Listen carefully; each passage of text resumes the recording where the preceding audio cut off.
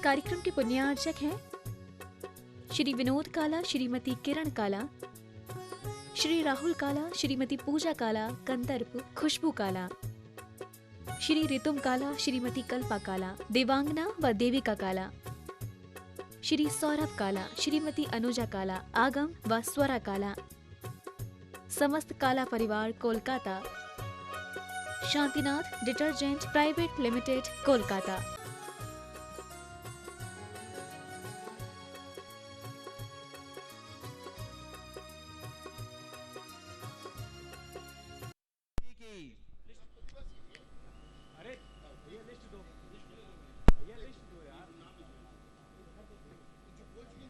बंधु, हमारे बीच आज आचार्य गुरुवर विद्यासागर जी महाराज की सुयोग्य शिष्या बाल ब्रह्मचारिणी बहन सुनीता दीदी और बाल ब्रह्मचारिणी बहन लीला दीदी यहाँ उपस्थित हैं। मैं उन्हें सम्मान आमंत्रित कर रहा हूँ। वह कृपया पधारें और गुरुवर के चरणों में श्री फल भेंट करके आशीर्वाद ग्रहण कर अपना मंच पर ही स्थान यहाँ ग्रहण करेंगे। बाल ब्रह्मचारिणी बहन सुनीता दीदी, बाल ब्रह्मचारिणी बहन लीला दीदी।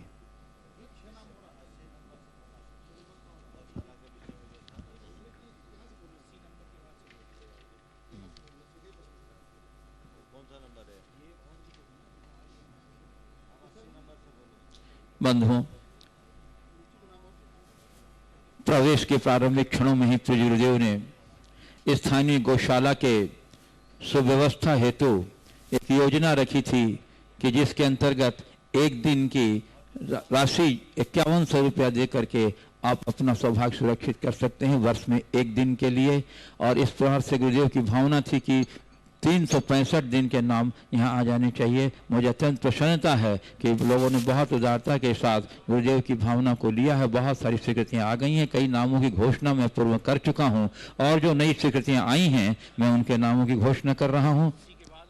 अच्छा जी, श्री शाली घर सतना, मुकुल जैन, अनिता जैन सतना, वेद प्रकाश जैन, बल्लन भैया सतना, अतुल जैन ओम ऑटो सतना, श्री राजेंद्र श्रीमती सुधा जैन शिक्षक सतना, डॉक्टर सुधीर जैन सतना, डॉक्टर ज्योति जैन सतना, श्रीमती संतोष रानी जैन, हीरा जैन सतना, गुलाब चंद अरविंद कुमार रानी जैन देवेंद्र नगर, संजय वोरा, श्वेतांबर समाज खिचड़ी घर बार, श्री दयाचंद खिचड़ी घर, हाँ श्वेतांबर खिचड़ी घर, श्री दयाचंद जी शास्त्री, विकास जैन राजघराना, धर्मेंद्र गोयल, श्री निर्मल सेठी अमित सेठी गुड़गांव, विशाल जैन मोगली गारमेंट्स दिल्ली, विनोद गुप्ता कठेल टांस, कुमारी धानवी जैन, श्री ईश्वर चंद जैन। इन सभी महानुभावों ने की स्वीकृति आई है।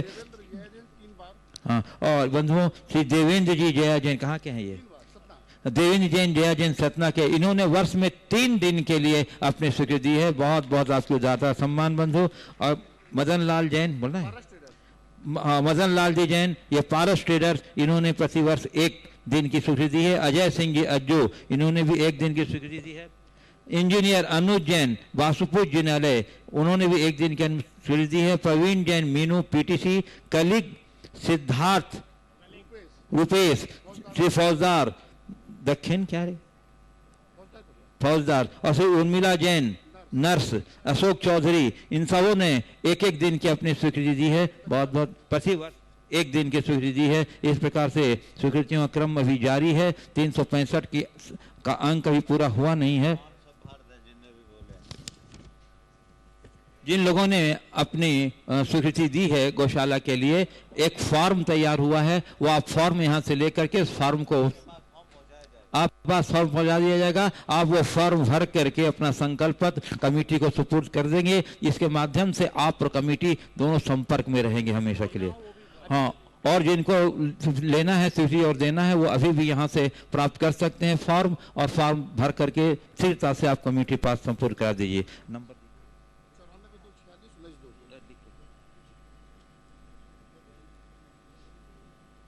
हाँ बंधुओं, जमनपुर में ग्रीन सिटी जिनालय और अमनपुर जिनालय के लिए पंचकल्याण प्रतिष्ठा के मध्य उसके विकास के लिए जो उदारता पूर्वक राशि घोषित की थी, उसमें बहुत से महानुभावों ने तो अपनी राशि प्रदान कर दी है, परंतु उनका डिटेल नहीं होने के कारण हम उनको रसीद निर्गत नहीं कर पा रहे हैं। तो आपसे निवेदन है कि जिन लोगों ने भी अपनी स्वीकृतियाँ दी है वो अपना पूर्ण डिटेल जरूर कमेटी तक पहुँचा दें, ताकि हम आपको सभी व्यवस्थित निर्गत कर सकें, आपसे संपर्क में बने रह सकें, समय समय पर आपको आवश्यक सूचना भी हम दे सकें। इसलिए आप जरूर ही ग्रीन पार्क जबलपुर और अमनपुर के और यह इसका संपर्क नंबर और कल प्रातः काल से यह दोनों जनालियों के लिए संपर्क सूत्र भी टीवी सेट पर चलता रहेगा। आप उसके माध्यम से भी नंबर के माध्यम से आप हमने तक पूर्ण डिटेल अवश्य भेजें। जिन लोगों ने राशि नहीं भेजी है वे भी अच्छा शीघ्र राशि भेजें ताकि वहां के जिनालय का विकास का कार्यक्रम द्रुत गति से प्रारंभ किया जा सके। हाँ, नंबर बंधु सब ये हाँ, और सतना गौशाला के लिए जिन्होंने स्वीकृति दी है, जो हमारे बाहर के महानुभाव हैं, जो यहाँ भी जो बैंक के माध्यम से जमा करना चाहते हैं या उनसे किसी भी जानकारी करना चाहते हैं, तो संपर्क सूत्र आप नोट कर लें 9424619200। फिर से सुन लीजिए 9424619200। हिंदी में जानकारी के लिए 942 461 9200 942 461 9200 राजेश जैन। और दूसरा नंबर है रोहित जैन का 9425173691 9425173691 94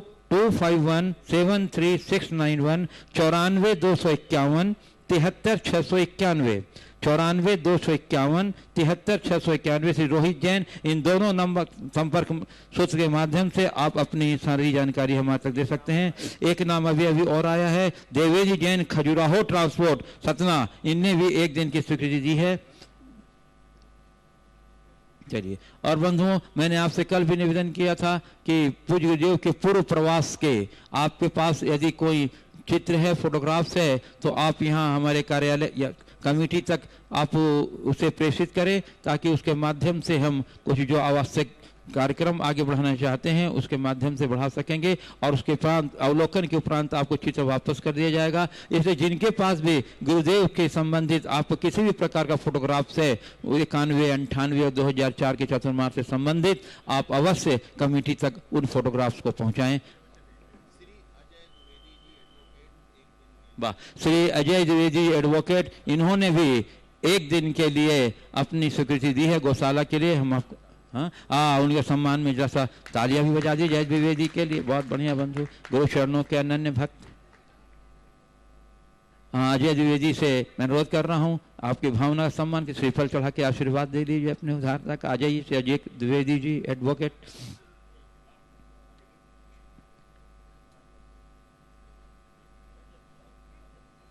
पूरे देश में सतना एक अनूठी नगरी है जहाँ का वातावरण बिल्कुल भिन्न है सब देशों से, सब गांवों से, और पूरे देश के लिए अनुकरणीय है, जहाँ सर्वधर्म संभाव का ऐसा उत्कृष्ट उदाहरण देखने को मिलता है। अजय द्विवेदी भी उसी के एक मिसाल हैं जो आशीर्वाद ग्रहण कर रहे हैं गुरुदेव से। चलिए बंधु, हो गया।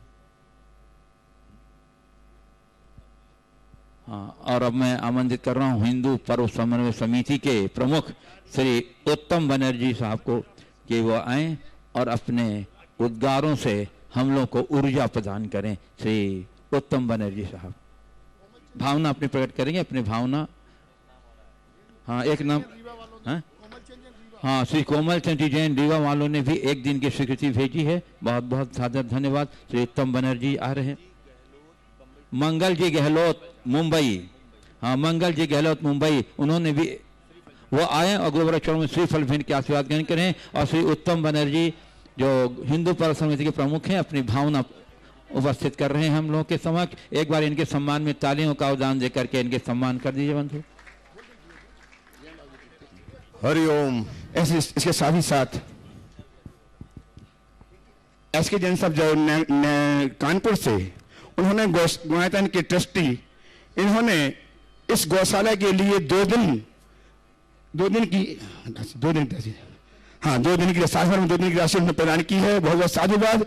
साथ ही उनकी बहन त्रिशला देवी जैन गुप्ता, इन्होंने एक दिन की, और डॉक्टर आनंद प्रसाद जी जैन कानपुर, इन्होंने एक दिन की गौशाला को राशि प्रदान करने का भाग्य प्रकट किया है। बहुत बहुत साधुवाद।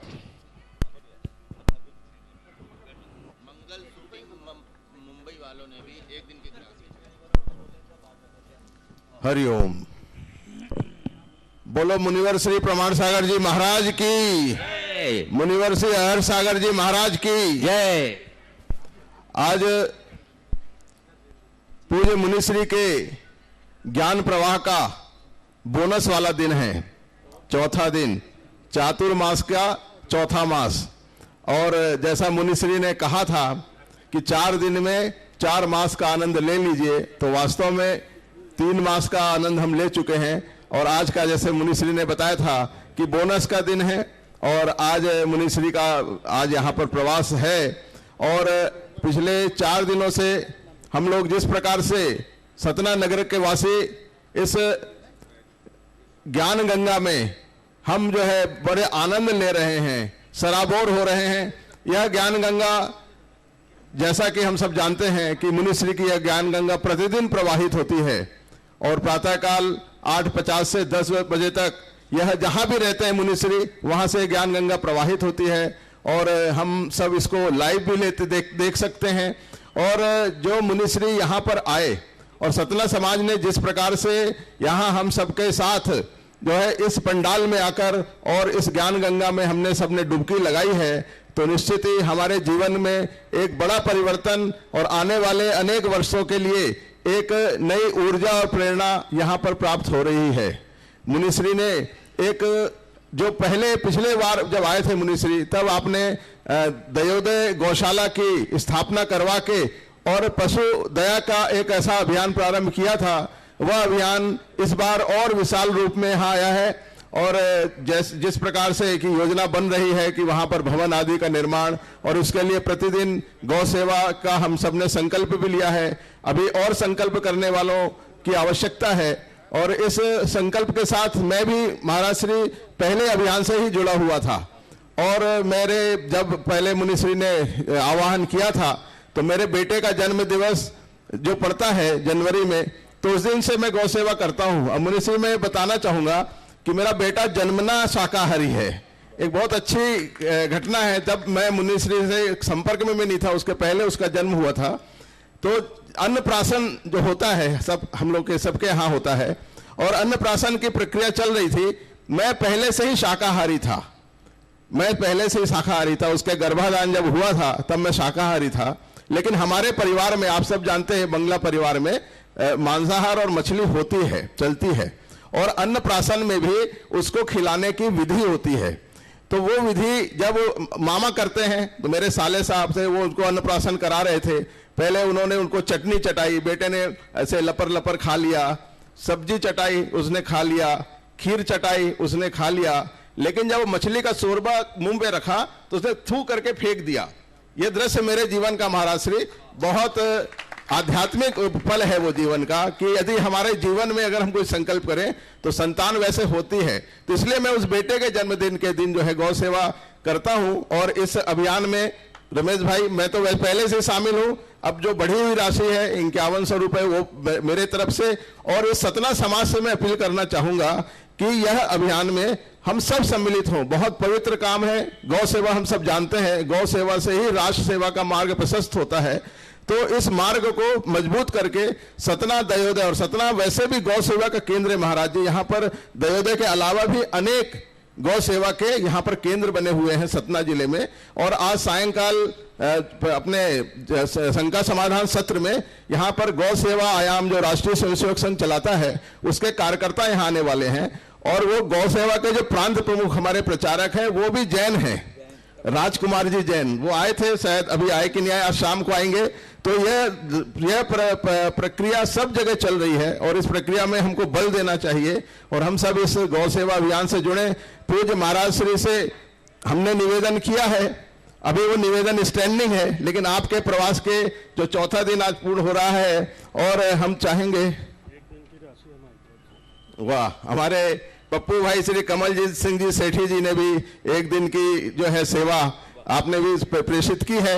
आपके इस भाव का हम सब अनुमोदना करते हैं, करतल ध्वनि से स्वागत करते हैं। ऐसे ही यह बढ़ती चलेगी, हम यहाँ भैया जी को सब लिखाते चले और यह बढ़ती चले। तो देखिए अब झड़ी लग गई। योगेश जी, वाह, 3 उंगली दिखा रहे हैं योगेश जी।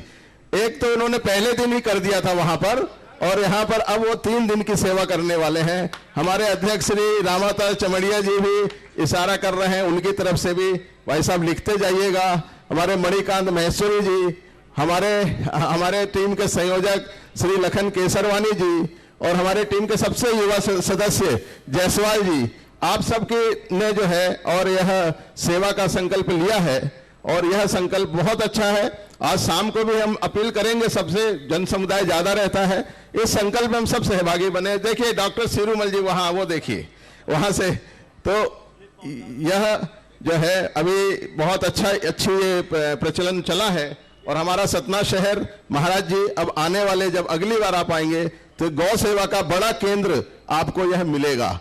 अब हमारे ऊपर है हम कितनी जल्दी वो केंद्र बना लेते हैं कि महाराज श्री को हम निवेदन कर सके, आइए। जैसे हमने ये सामाजिक सद्भाव का दृश्य देखने के लिए बुलाया था, वैसे ही गौ सेवा का एक सतना शहर। महाराज जी एक बात और बता दें, हमारे यहाँ के कुछ कार्यकर्ता वह गौ चिकित्सा वाहन चलाते हैं।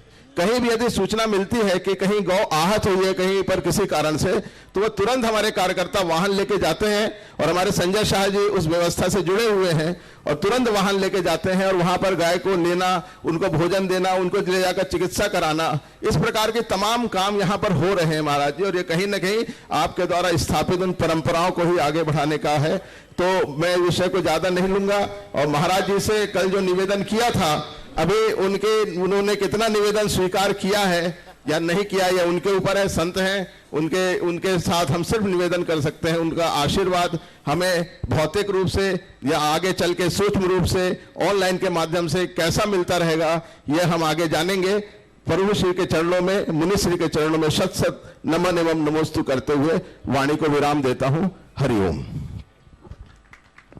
बहुत बहुत धन्यवाद बनर्जी साहब, आपने अपनी भावना प्रस्तुत की है। गुरुदेव बहुत गंभीरता से विचार कर रहे हैं आपकी भावना पर हम लोगों की ओर से। ये 2 नाम और आए हैं अभी हमारे पास, इंजीनियर आशीष जी और श्री चरस जैन मंजरी दिल्ली। श्री चरस जैन मंजरी दिल्ली, इन दोनों ने भी एक दिन की अपनी स्वीकृति है। चलिए अब मैं बंधुओं, श्री सतना समाज के अध्यक्ष श्री इंजीनियर रमेश जी आगे की कार्यवाही कर रहे हैं।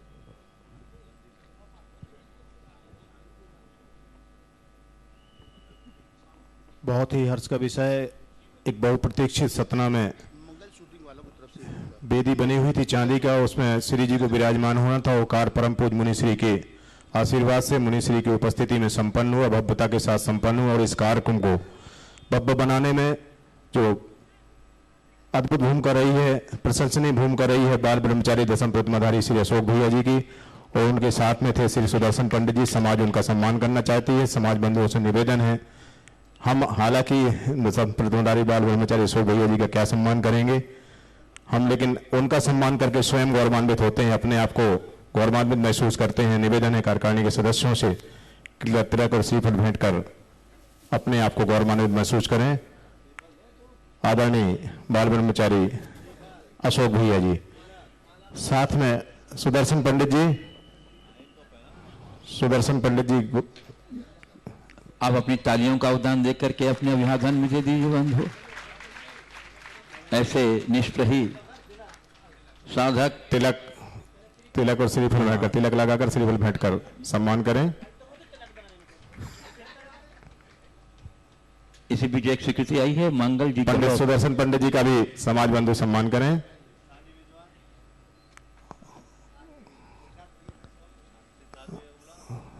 साथ ही साथ जो ये सारा भव्य कार्यक्रम होता है, जो उनके इस योजना के सूत्रधार रहते हैं, पल पल पर जब हम मार्गदर्शन लेते हैं, आदरणीय पंडित श्री सिद्धार्थ जी।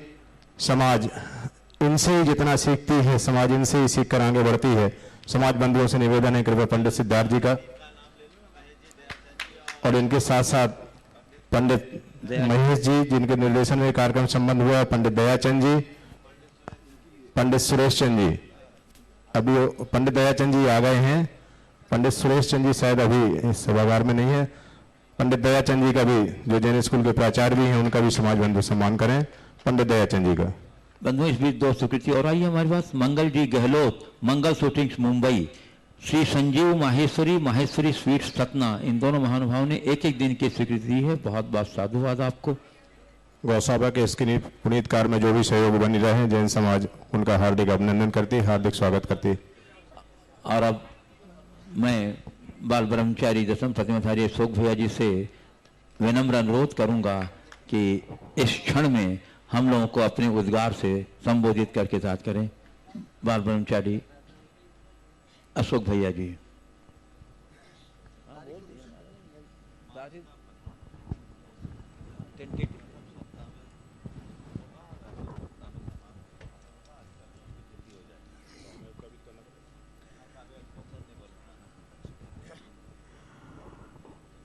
देवादिदेव 1008 आदिम तीर्थंकर श्री आदिनाथ भगवान की चेतना को थोड़ा सा जागृत कीजिएगा। दोनों हाथों को आकाश की ऊंचाइयां प्रदान कीजिएगा और आकाश की ऊंचाइयां प्रदान करते हुए पूरी अंतस चेतना के साथ में देवादिदेव 1008 श्री चंद्र प्रभु भगवान की, परम शांति विधायक श्री शांतिनाथ भगवान की, श्री नेमिनाथ भगवान की, श्री पार्श्वनाथ भगवान की, वर्तमान शासन नायक श्री महावीर भगवान की, संत श्रोमणी 108 आचार्य गुरुवर श्री विद्यासागर जी महामुनिराज की, पूज्य मुनिवर श्री प्रमाण सागर जी महाराज की, पूज्य मुनिवर श्री अरह सागर जी महाराज की।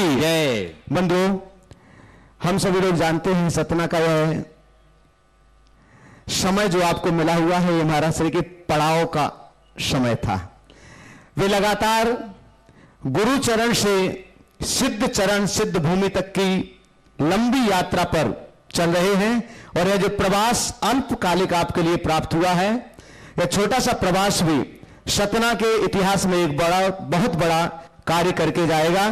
चाहे गौ माता के लिए हो, दयोदय क्षेत्र पर, अथवा 11 साल से प्रतीक्षारत श्री नेमिनाथ भगवान के लिए उच्चतम धातु का, चांदी का सिंहासन पर विराजमान करना हो, ये दोनों कार्य सतना के इस अल्प प्रवास में बहुत लंबे समय तक स्मरण में किए जाएंगे।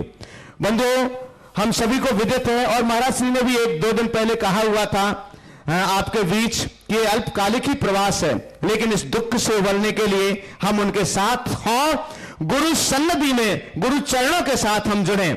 इसके लिए पूज्य महाराज श्री जब बनारस पहुंचेंगे, क्योंकि ये बीच के पड़ाव हैं सम्मेद शिखर की यात्रा में, यहां से विहार होने के बाद जब कभी भी होगा, जब कभी भी आपकी भक्ति थोड़ी सी कम होगी, अगर भक्ति बढ़ती जाएगी तो आप जितना चाहे उतना रोक सकते हैं, इसमें कोई भी संदेह नहीं है। लेकिन जब कभी भी गुरु जी का यहां से विहार होगा, बनारस पड़ाव उनका होगा और बनारस से पार्श्वनाथ भगवान का वह धाम है। बनारस पार्श्वनाथ भगवान के उस धाम से ही पार्श्वनाथ भगवान का मुक्ति क्षेत्र श्री सम्मेद शिखर जी तीर्थराज तक एक भव्यतम रथ यात्रा की आयोजना तैयार हो रही है। उसकी तारीख 1-2 दिन में आपके बीच आ जाएगी, लेकिन हम आपके लिए बताते हुए बहुत हर्षित हो रहे हैं कि पूज्य महाराज श्री की चरण सन्निधि में लगभग एक मेला ही बिहार के रूप में, आपने समोशरण का बिहार सुना होगा, पढ़ा होगा शास्त्रों में, लेकिन साक्षात समोशरण कैसे चलता है वो देखने का और अनुभव करने का अवसर आपके लिए प्राप्त होने जा रहा है। और उसका समय मार्च माह के प्रथम सप्ताह से वह यात्रा प्रारंभ होगी। तिथि 1-2 दिन में आपके बीच घोषित हो जाएगी और मार्च माह के प्रथम सप्ताह से वह यात्रा प्रारंभ होगी और मार्च के अंतिम सप्ताह या दिन तक वह यात्रा सम्मेद शिखर तीर्थराज पहुंच जाएगी। यह इसलिए कह रहा हूं क्योंकि मार्च माह पूज्य श्री के जीवन का एक महत्वपूर्ण अंग है। उस मार्च के प्रथम सप्ताह में पूज्य श्री ने घर से विरक्ति की ओर अपना रथ मोड़ा हुआ था और मार्च के अंतिम सप्ताह में वो विरक्ति की चरम सीमा को प्राप्त किए हुए थे। इसलिए वह मार्च के वह दिवस चुने जा रहे हैं। हमारा अनुरोध है, जो भी ऑनलाइन इस कार्यक्रम को लाइव के रूप में सुन रहे हैं, देख रहे हैं, वे भी इस यात्रा से जुड़े। थोड़ी ही दिनों में अधिकृत सारी सूचनाएं आपके पास तक पहुंचेंगी और जो लोग यहां पर हैं वे भी इस प्रसंग से अवश्य जुड़िएगा। एक अद्भुत प्रयोग होगा आपके जीवन में, अनुभव साक्षात गुरु चरणों में भव्यतम उस समोसरण के साथ चलने का एक पावन सौभाग्य आपके साथ में होगा। तो आप याद रखें, बनारस से श्री सम्मेद सागर जी तक की रथ यात्रा के साथ में आप पूज्य श्री के साथ में वहां पर पहुंचे और मार्च के प्रथम सप्ताह से लेकर के मार्च के अंतिम सप्ताह तक बीच में जो कोई भी आपके कार्य हैं उन कार्यों को आप थोड़ा सा पहले कर लें, समय आप उसमें निकालें और ज्यादा से ज्यादा संख्या में आप सभी गुरु चरण के साथ सिद्धों के क्षेत्र में चलें। हाँ, पूज्य श्री के श्री चरणों में कोटि कोटि नमन। बस चलिए, अब इसी के साथ हम आपको लिए चलते हैं गुरुदेव के मंगलमय प्रवचन की। और इसके पूर्व हम लोग सभी मिलकर के और वे सभी श्रद्धालु जो चिन्वाणी चैनल प्रमाणिक ऐप के माध्यम से घर बैठे गुरुदेव के इस लाइव प्रसारण का आनंद ले रहे हैं, सभी मिलकर गुरु चरणों में त्रिवार नमोस्तु निवेदित करते हुए उनके मंगल में आशीर्वाद से अपने को अभिषिक्त कर कृतार्थ करते हुए प्रवचन के लिए प्रार्थना अर्पित करेंगे। तो हाथ जोड़िए, मस्तक झुकाइए और बोलिए मेरे साथ, नमो गुरुदेव, नमो गुरुदेव, नमो गुरुदेव। हे गुरुदेव, अपनी धीरोदात्त वाणी से हम लोगों को संबोधित करके तात करें। बोलिए महिमा प्रमाण सागर जी महाराज की, सागर जी महाराज की। नमोस्तु गुरुदेव। सभी लोग अपने दोनों हाथ जोड़ लें और मेरे साथ महामंत्र के स्मरण के लिए अपना मानस तैयार करें।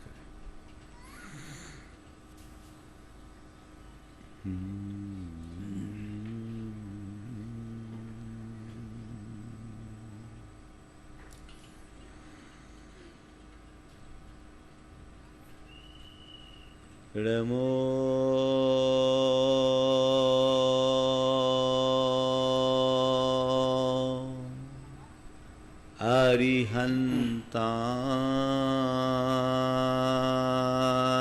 अरिहन्ताणं, नमो अरिहन्ताणं, नमो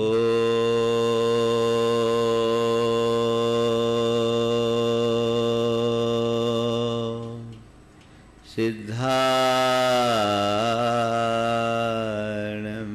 नमो सिद्धाणं, नमो आयर्याणं,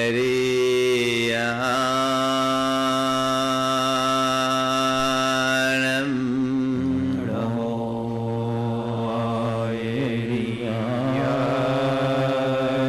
आयर्याणं, नमो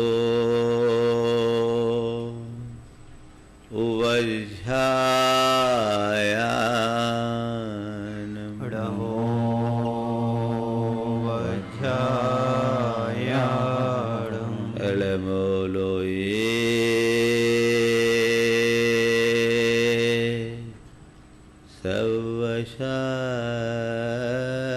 सवशाहुनं, नमो लोये सवशाहुनं, एषो पंच हृमयारो एषो पञ्चनमो यारो सर्वपावपणाशिनो,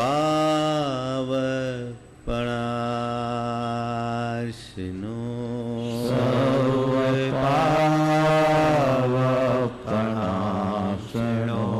मंगलार्णं च सवेशिं,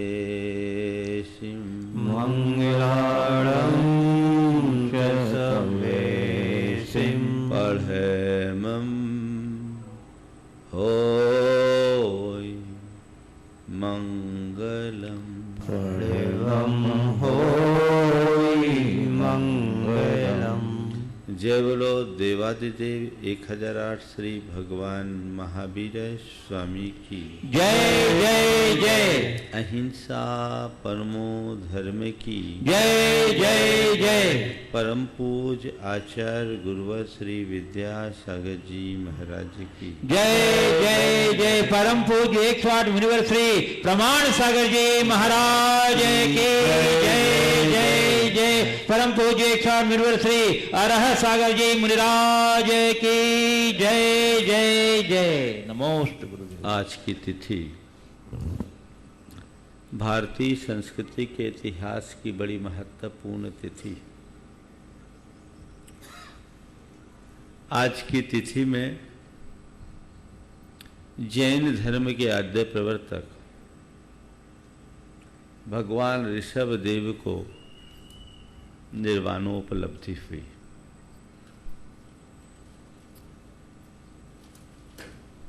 ऋषभ देव हमारी संस्कृति और सभ्यता की दृष्टि से देखा जाए तो बड़े महत्वपूर्ण महापुरुष हुए। कहने को भगवान ऋषभ देव ने जैन धर्म का प्रवर्तन किया, लेकिन उनका व्यक्तित्व इतना विराट था कि उन्हें जैनियों के समान वैदिक परंपरा में भी उतना ही सम्मान दिया गया। उसके पीछे की वजह है ऋषभ देव का आविर्भाव जैन अनुश्रुतियों के अनुसार उस युग में हुआ जब हम भोग युग से कर्म युग की ओर मुड़ रहे थे। जैन परंपरा के अनुसार इस धरती पर मानव सभ्यता के विकास से पूर्व भोग युग था। उस युग में नर नारी युगल रूप से जन्म लेते, कुछ दिनों में वयस्क होते और स्त्री पुरुष की तरह रहते हुए अपना जीवन यापन करते। अपने जीवन के अंत में युगल संतान को जन्म देकर दिवंगत हो जाते थे। वह युग भोग युग कहलाता था। उस युग में मनुष्य को अपने जीवन के निर्वाह के लिए कोई कर्म नहीं करना पड़ता था। उस काल में मनुष्य की समस्त आवश्यकताओं की पूर्ति 10 प्रकार के प्राकृतिक कल्प वृक्षों से हो जाती थी। उस युग में मनुष्य की इच्छाएं कम होती थी, परिणाम निर्मल होते थे। लेकिन आज जैसी कोई व्यवस्था नहीं थी। न तो उस युग में समाज था, न परिवार, न कोई कुटुंब। काल के प्रवाह से परिवर्तन हुआ। धीरे धीरे कल्प वृक्षों का प्रभाव कम होने लगा और जब कल्प वृक्षों का प्रभाव कम होने लगा, उनके फल मंद पड़ने लगे, तो उस युग में कुछ विशिष्ट प्रतिभाशाली महापुरुष प्रकट हुए, जिन्हें जैन परंपरा में कुलकर या मनु के नाम से जाना जाता है। इन कुलकरों ने अपने अपने समय में होने वाले समस्याओं का निवारण कराया। कुलकर वे कुशल मनीषी हुए जो अपने समय में होने वाले प्राकृतिक परिवर्तन से चकित और चिंतित मानव समाज का मार्गदर्शन किए और कर्म मूलक मानव सभ्यता के सूत्रधार बने। 14 कुलकर हुए और मनुओं की संख्या भी 14 है। वैदिक परंपरा में आप जिन्हें मनु के नाम से जानते हैं, जैन परंपरा में उन्हें कुलकर के रूप में जाना जाता है। 14 कुलकरों के काल में धीरे धीरे धीरे धीरे एक समय ऐसा आया, अंतिम कुलकर जो भगवान ऋषभ देव के पिता नाभिराज थे, उनके काल में कल्प वृक्षों ने अपना फल देना पूरी तरह बंद कर दिया। अब लोगों के सामने खाने के लाले पड़ने लगे। इस बीच संतान भी बढ़ने लगी और भी चीजें हो गई। मैं पूरे इतिहास की बात नहीं कर रहा हूं। आज कुछ खास बातें भगवान ऋषभ देव के माध्यम से भारतीय संस्कृति के संदर्भ में आप सबसे करना चाहूंगा। तो वे सब नाभिराज के पास आए। नाभिराज और मरुदेवी भगवान ऋषभ देव के माता पिता का नाम था। और ये बात पुराणों में भी मान्य है, भागवत में भी ऐसा प्रसंग आता है। शांति स्कंध में भगवान ऋषभ देव का उल्लेख आता है। नाभिराज ने उस समय सबको ऋषभ देव के पास भेजा कि जाओ इनका समाधान ऋषभ देव से पूछो। और उस समय ऋषभ देव ने मनुष्य को अपने जीवन के निर्वाह के योग्य उपाय बताते हुए सबसे पहले कृषि कर्म का उपदेश दिया। उन्होंने बीज का अनुसंधान किया और कहा ये बीज है, इन्हें बो, इस रीति से कृषि करो। और अब कर्मयुग आ गया है, अब कर्म किए बिना जीवन नहीं चल सकता। उन्होंने 80 मसी कृषि, विद्या, वाणिज्य और शिल्प, इन 6 कर्मों का उपदेश देकर जीवन निर्वाह का रास्ता बताया और वे इस धरा के प्रथम प्रजापति कहलाए। प्रजापतिर्यः प्रथमं जिजीवसु ससास कृष्यादिषु कर्म सुप्रजा प्रबुद्ध तत्त्वः पुनरद्भुतोदयो ममत्वतो निर्विविदे विदाम्बर। वे प्रथम प्रजापति कहलाए। और अगर मैं कहूं तो वर्तमान सभ्यता के वे आद्य पुरस्कर्ता या पुरोधा बने तो भी कोई अतिशयोक्ति की बात नहीं है। ऋषभ देव ही ऐसे महापुरुष हुए जिन्होंने संपूर्ण आर्यावर्त को, जिसका नाम अजनाभ वर्ष था, 52 महाजनपदों में विभाजित किया और राज्य की व्यवस्था की। विवाह की परंपरा भगवान ऋषभ देव से प्रारंभ हुई। भगवान ऋषभ देव के 100 पुत्र हुए, जिसमें भरत और बाहुबली प्रमुख थे। उनकी 2 पुत्रियां थी, ब्राह्मी और सुंदरी। उन्होंने अपने पुत्रों के माध्यम से 64 गुणों और 72 कलाओं का ज्ञान दिया और अपनी पुत्रियों को अक्षर और अंक की विद्या दी। तभी से ब्राह्मी लिपि चल पड़ी। ये बहुत ध्यान देने की बात है। भगवान ऋषभदेव ने सबसे पहले अपनी पुत्रियों को शिक्षित किया, पुत्रों को बाद में।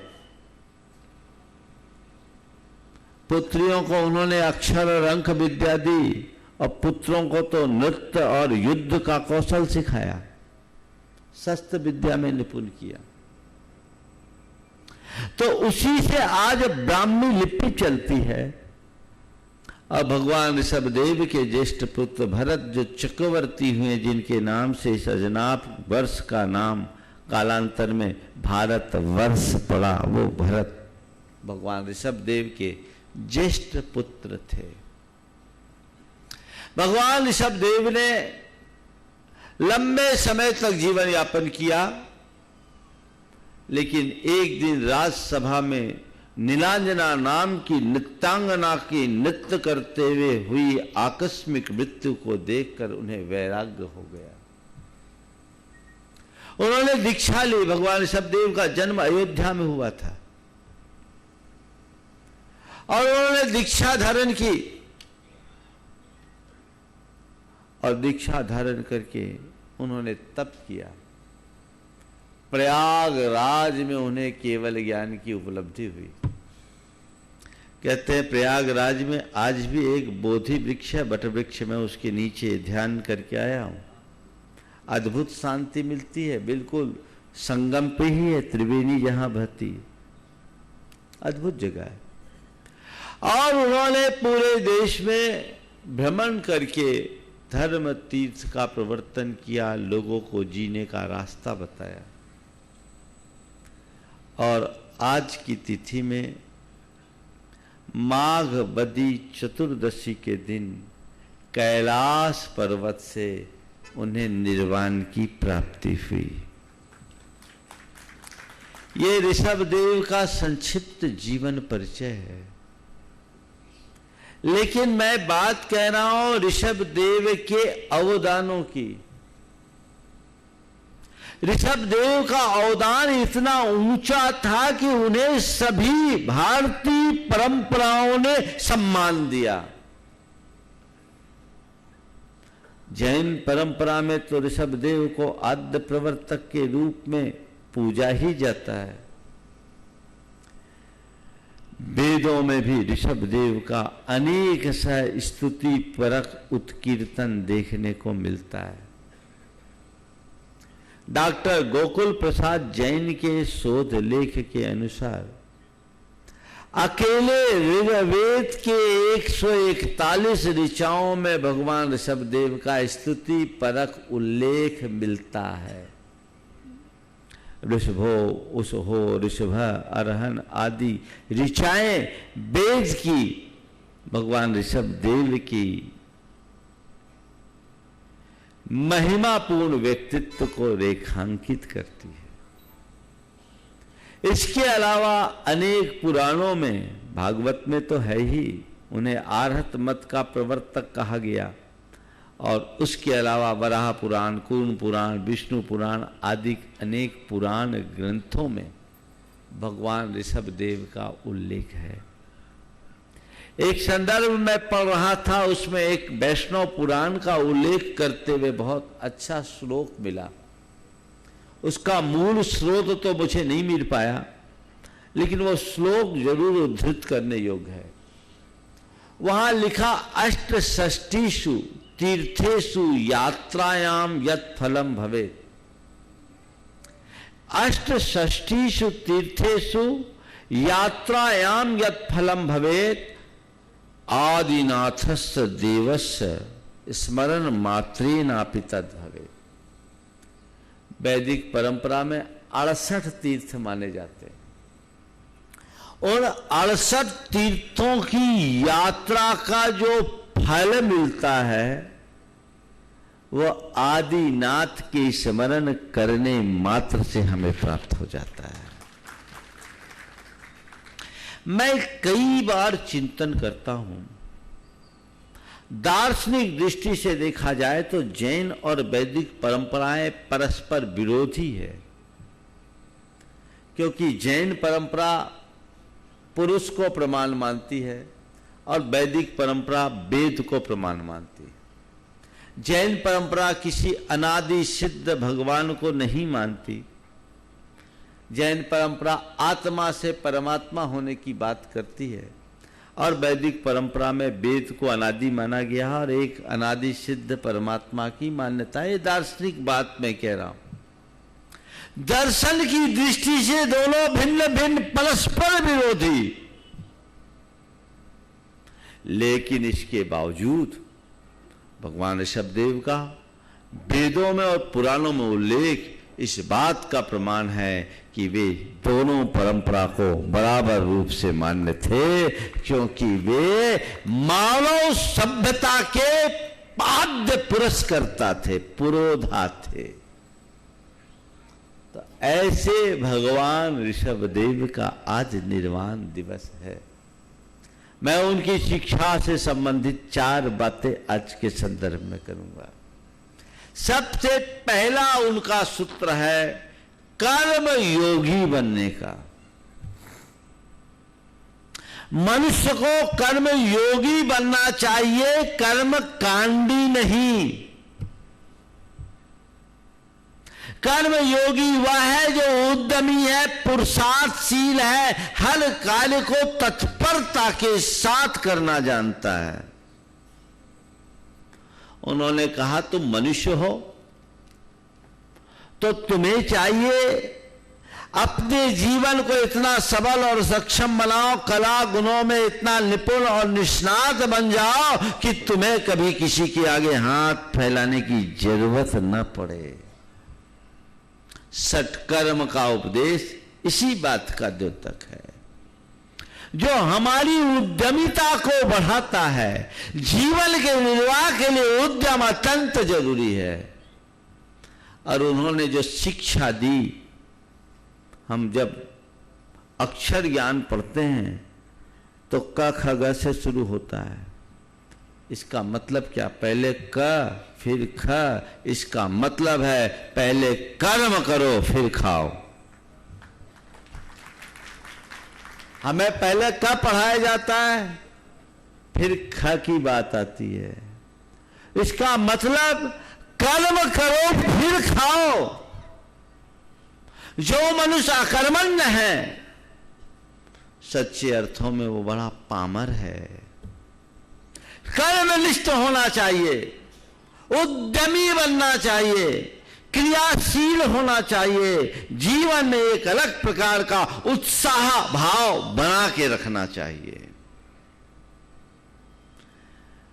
जीवन कोई भी जी लेता है, लेकिन जीवन जीना और बात, और जीवन का रस लेते हुए जीना और बात। जो जीते हैं वो विवशता और मजबूरी में जीते हैं, जैसे तैसे अपनी जिंदगी गुजार देते हैं भय, चिंता और संताप के साथ।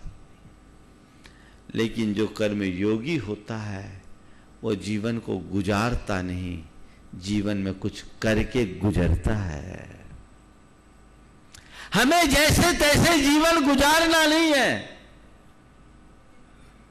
3 बातें बोलूंगा: निर्वाह, निर्माण और निर्वाण। निर्वाह जीवन का गुजारा, कर्म कोई भी करता है। निर्वाह कोई बड़ी बात नहीं है, जैसे तैसे जी के अपने जीवन को गुजार लेना निर्वाह है। इसमें कौन सी उपलब्धि? पशु पक्षी भी ऐसा कर लेते हैं। जिन्हें जीवन मिलता है, हर देहधारी अपने जीवन का निर्वाह कर लेता है। जीवन का निर्वाह करना कर्म है,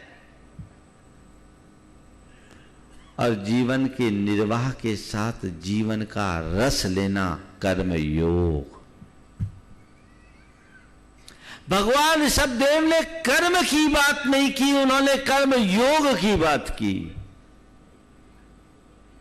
कर्म योगी बनो, जीवन का निर्वाह इस तरीके से करो कि तुम्हें जीवन का रस मिल सके, तुम्हारे जीवन में संतुष्टि और प्रसन्नता जैसे उदात्त गुण जुड़ सके। और जब ये गुण जुड़ते हैं तब जीवन का निर्माण होता है।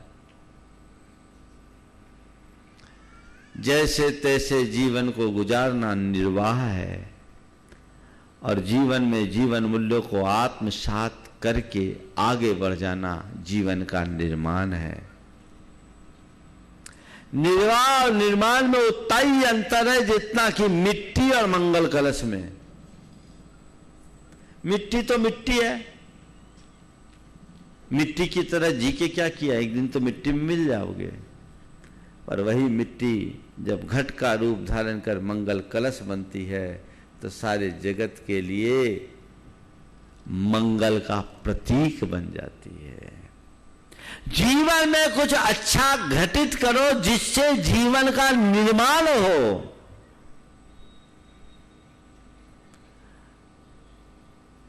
निर्वाह पशुता है, निर्माण मनुष्यता है। मतलब निर्वाह किया, क्या किया, पशु भी कर लेते हैं। निर्माण करो, अपने अंदर मनुष्यता की अभिव्यक्ति का नाम ही निर्माण है। ये कैसे होगा? जब धर्म को धारण करोगे तब।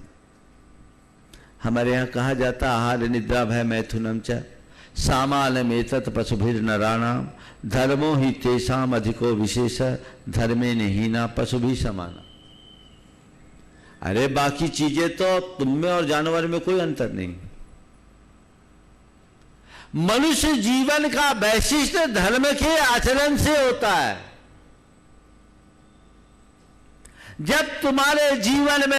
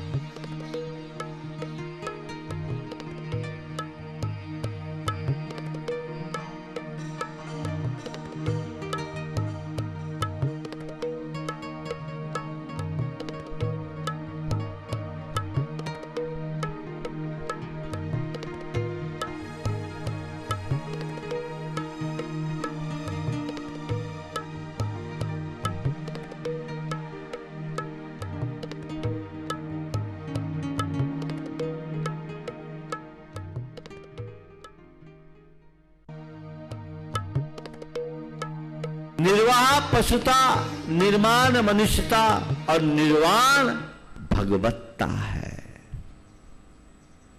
हमें निर्वाह से निर्वाण की ओर बढ़ना है, तो उसके लिए भगवान ऋषभदेव का पहला संदेश कर्म योगी बनो। बस मनुष्य के अंदर कर्मठता और कर्मण्यता की भावना होनी चाहिए। सतत उद्यमशील रहो, सक्रिय बने रहो। जब तक तुम्हारे जीवन में सक्रियता है, जीवन की प्रासंगिकता बनी रहेगी। जिस दिन तुम निष्क्रिय हो जाओगे, जीवन अप्रासंगिक हो जाएगा। सक्रियता में ही प्रासंगिकता है। आपने जुगनू को देखा? जुगनू में चमक कब होती है? जब तक कि वो सक्रिय होती, उड़ती है। जुगनू एक जगह बैठ जाए तो उसमें कोई चमक दिखती क्या? बोलो, समझ में आ रहा है? तो जैसे जुगनू की चमक उसकी सक्रिय रहने तक रहती है, वैसी तुम्हारे जीवन की चमक भी तुम्हारी सक्रियता में ही है। सतत सक्रिय रहो, क्रियाशील बनो, आगे बढ़ो, कर्म योगी बनो। अपने पुरुषार्थ पर विश्वास रखो, कर्म कांडों पर नहीं। आजकल कर्म कांड को बहुत बढ़ावा मिल रहा है। न जाने कितने कितने प्रकार के ठटकर्म किए जाने लगे और कितने बाबा बैरागियों की दुकानें चलने लगी। लोगों का जो विश्वास है वो कमजोर हो रहा है। धर्म के नाम पर लोग इस तरह के अंधविश्वासपूर्ण कृत्यों में उलझ रहे हैं जिनका सच्चे अर्थों में धर्म से कोई नाता नहीं है। आप अपना आत्मविश्वास जगा करके चलिए, कर्म सिद्धांत पर भरोसा करके चलिए और ये मान करके चलिए, जीवन में आने वाली सारी चुनौतियों का सामना आपको स्वयं करना है और उसका समाधान भी आपको खुद निकालना है। दूसरे केवल निमित्त बन सकते हैं, प्रेरणा दे सकते हैं, लेकिन ध्यान रखना, कर्म के तीव्रोदय में कोई निमित्त काम नहीं करता। इतना तो विश्वास हो। आज लोग इतने कमजोर श्रद्धा वाले होते हैं, उनको जहां बोल दो वहां भाग जाते हैं। इस कारण धर्म बदनाम हो रहा है। लोगों ने ठगी का धंधा प्रकट कर चालू कर दिया है ना, ठगी का धंधा। एक बार एक सज्जन आए, बोले महाराज कृपा बरसा दो। हमने कहा आप, मैंने कृपा बरसाना बंद कर दिया। सज्जन ने कहा महाराज कृपा बरसा दो। हमने कहा मैंने कृपा बरसाना बंद कर दिया। बोला महाराज क्यों? मैंने कहा कृपा बदनाम हो गई। समझ रहे हैं ना? ये क्यों? इसके पीछे जवाबदार कौन है? और ऐसा कृत्य कोई निरक्षर आदमी कर ले तो फिर भी समझ में आए, पढ़े लिखे लोग भी क्या है। तो पहली बात, कर्म योग बनो, कर्म योगी बनने का संदेश, कर्म का उपदेश भगवान ऋषभदेव ने हमें दिया। दूसरी बात, उन्होंने सामाजिक सद्भाव बनाने की प्रेरणा दी। समता मूलक समाज भगवान ऋषभदेव का एक दिव्य संदेश। कर्मणा वर्ण व्यवस्था।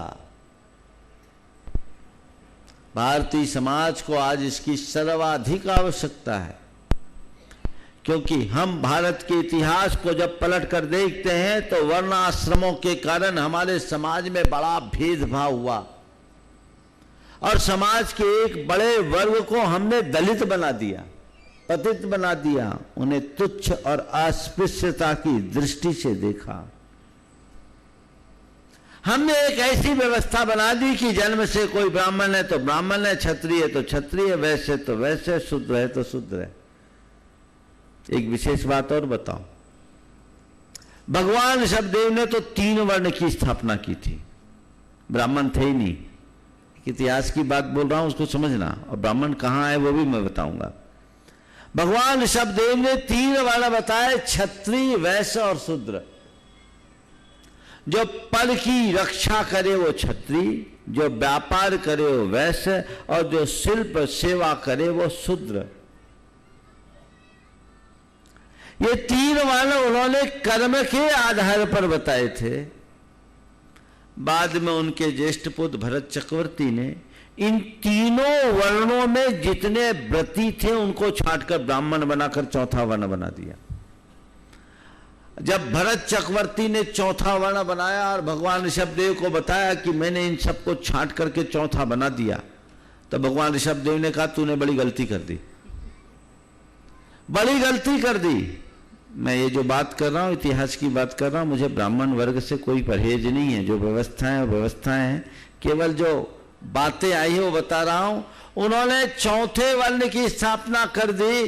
क्या? मैंने सब व्रतियों को छांट करके ब्राह्मण बना दिया। ब्राह्मणा व्रत संस्कारात्। वो जो ब्राह्मण थे उसमें शूद्र भी थे, वैश्य भी थे, क्षत्रिय भी थे। भगवान ऋषभदेव ने कहा भरत तूने गलती कर दिया। बोले क्या किया? बोले अभी तो तू व्रती बनाकर ब्राह्मण बनाया है, बाद में ये उसको अपना अधिकार बना लेंगे। ये सावधान उन्होंने कर लिया था। जन्म से तुम कुछ भी हो जाओ, महत्व नहीं है, महत्व तुम्हारे कर्म का है। ये पाठ भगवान ऋषभदेव ने सिखाया। पतित से पतित प्राणी के उत्थान का मार्ग भगवान ऋषभदेव ने बताया। ये बात अन्य भारतीय परंपराओं में नहीं है। कर्मणा वर्ण व्यवस्था की बात आपको जैनों में मिलेगी, बाद में बौद्धों ने उसे अपनाया, पर वो उतने व्यापक रूप में नहीं। तो भगवान ऋषभदेव ने जिस समाज की व्यवस्था हम सबके लिए दी, वह जन्म से नहीं कर्म से थी। वो समता मूलक समाज की व्यवस्था। आज जिस सामाजिक न्याय और सामाजिक समता की बात की जाती है, भगवान ऋषभदेव के संदेशों में हजारों वर्ष पूर्व से समाहित है।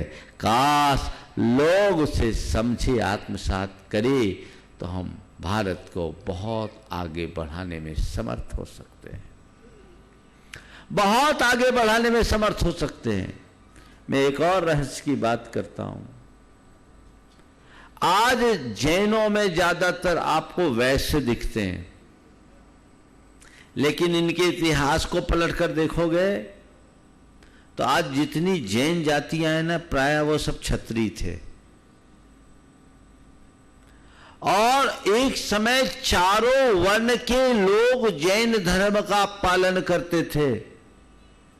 और आज भी दक्षिण भारत में जाकर देखेंगे तो ऐसे महाराष्ट्र और कर्नाटक में खासकर कोल्हापुर, सांगली और बेलगांव जिले में पूरा गांव का गांव जैन है, जिसमें कुंभकार भी हैं तो और लोग भी हैं, किसान भी हैं, सब जैन हैं। क्योंकि धर्म हमारे भीतर की परिणति है। जैन धर्म बहुत व्यापक है। वो मनुष्यों को क्या, पशु पक्षियों को भी, यहां तक कि नारकियों को भी धर्म करने की आजादी देता है। थोड़ी व्यापकता को समझिए। जैन धर्म की शुरुआत के लिए सबसे पहली शर्त है सम्यक दृष्टि दर्शन की। सम्यक दर्शन यानी अपनी दृष्टि को निर्मल बनाने की। जैन शास्त्रों में ऐसा उल्लेख है कि नारकी भी अपने भीतर सम्यक दृष्टि पा सकता है, यानी नारकी के लिए भी धर्म करने की आजादी है। पशु पक्षी भी धर्म कर्म करके अपना उद्धार कर सकते हैं। तो फिर तो मनुष्य है, पतित से पतित मनुष्य भी पावन बन सकता है। ये भगवान ऋषभदेव का संदेश है। और इसी बात को दार्शनिक रूप में उन्होंने कहा, तीसरी बात, अप्पा सो परमप्पा। आत्मा ही परमात्मा है। तुम्हें अपने से बाहर किसी परमात्मा की शरण में जाने की जरूरत नहीं है। तुम अपने भीतर बैठे परमात्मा को पहचान लो और उसके साथ जुड़ी विकृतियों का संशोधन कर लो, तुम्हारा जीवन तर जाएगा। प्राणी मात्र के उद्धार का मार्ग भगवान ऋषभदेव ने बताया। ये बात अन्यत्र आपको देखने को नहीं मिलेगी। ये भगवान ऋषभदेव के विशाल दृष्टि का द्योतक है। काश इन बातों को लोग समझ पाते। और भगवान ऋषभदेव ने अहिंसा का मार्ग तो हमें दिया ही। चौथी जो सबसे बड़ी विशेषता जो भगवान ऋषभदेव की भारतीय संस्कृति के लिए अनन्य देन के रूप में जानी जाती है, वह है अनेकांतात्मक दृष्टिकोण। उन्होंने हमें संदेश दिया कि तो अपनी दृष्टि को व्यापक बनाओ, अनेकांतात्मक दृष्टि रखो, यानी केवल अपनी बात का आग्रह मत करो, सामने वाले की बात का आदर करना भी सीखो। आग्रह में कलह है, आदर में समन्वय। जब जब आग्रह की बात हुई है, लड़ाई हुई है, और जहां आदर है वहां समन्वय।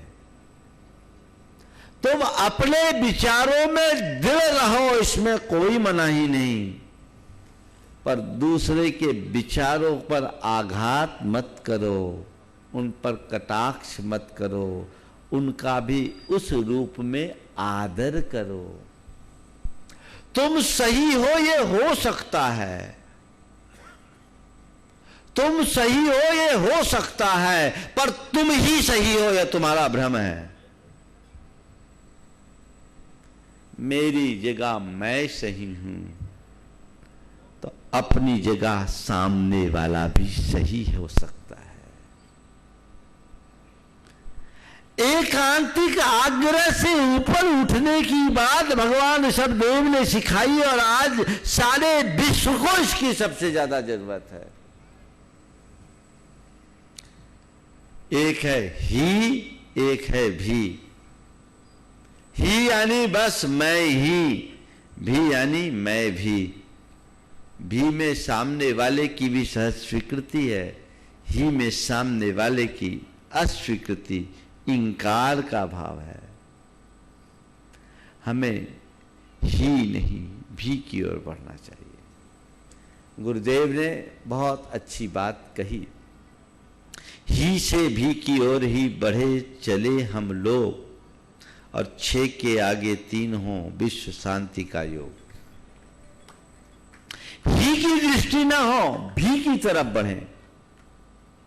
उदाहरण किया दिया, 6 के आगे 3, 6 और 3 को देखो, 6 3 को गला लगाना चाहता है, 3 6 से गला मिलना चाहता है। दोनों एक दूसरे का मुंह देखकर एक दूसरे के सत्कार के लिए तत्पर दिखाई पड़ते हैं कि नहीं देखते हैं।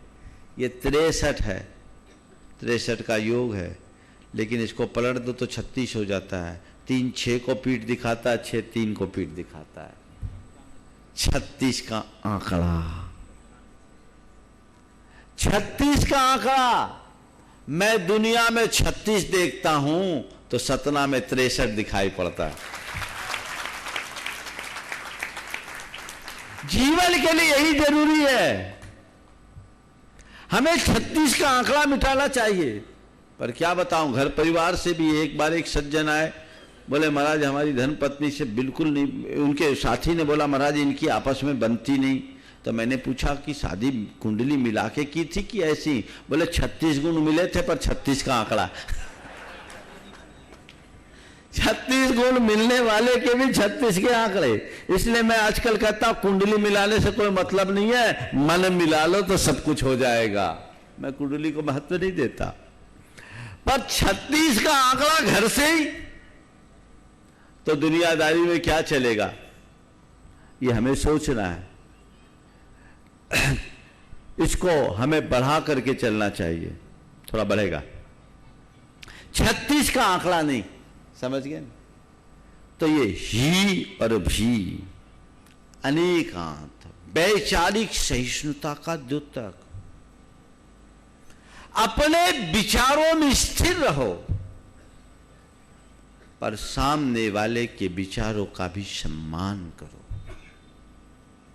अनेकांतात्मक दृष्टि होने से कैसे समाधान मिलता है?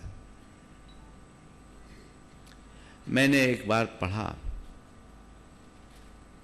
पंजाब केसरी, क्या नाम था राजा का, महाराजा रणजीत सिंह के जीवन की काल की बात है।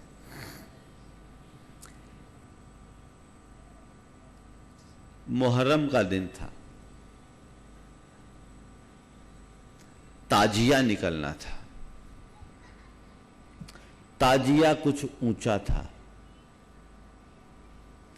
रास्ते में एक पीपल का पेड़ पड़ता था। हिंदू भाइयों का इलाका, उस इलाके से मुहर्रम का ताजिया निकल रहा है। पेड़ अड़ रहा है, पेड़ अड़ रहा है।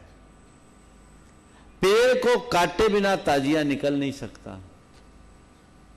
और पूरा हिंदू समुदाय की आस्था का सवाल, हमारा ये पूज्य पेड़ कट नहीं सकता, हम सिर कटा देंगे लेकिन पेड़ नहीं कटने देंगे।